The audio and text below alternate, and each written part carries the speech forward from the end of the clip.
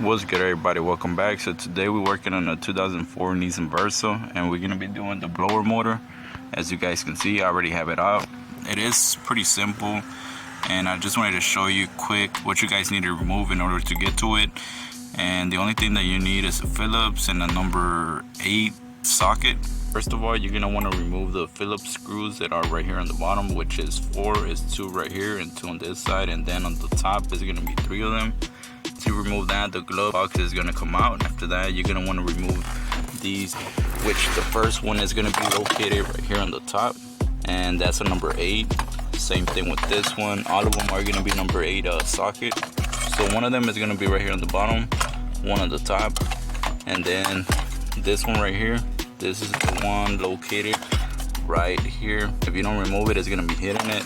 I recommend just moving it out the way. It's pretty simple, just one screw and then you move it out the way.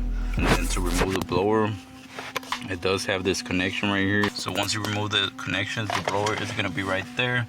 That's a connection. So you're just gonna squeeze the right side and then just pull it up. But whenever you are removing it, as you guys can see, this little grooves, these right here, before you remove it, it's gonna be just like this. So in order to remove it, once you remove the connection, you're gonna wanna untwist it this way like that and then just pull it out. Whenever you install it, you do the same thing.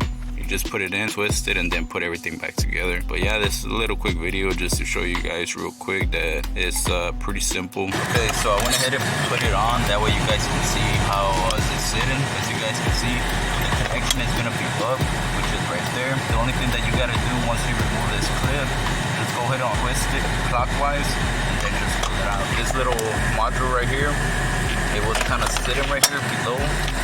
Whenever you're pulling it back, it does get on it, so I went ahead and remove it. Other than that, this is it for this video. To install everything, just do it the same way, just backwards. If you guys have any questions, just go ahead and comment below and I'll get to you guys as soon as I can. But other than that, thank you for watching and see you guys in the next video.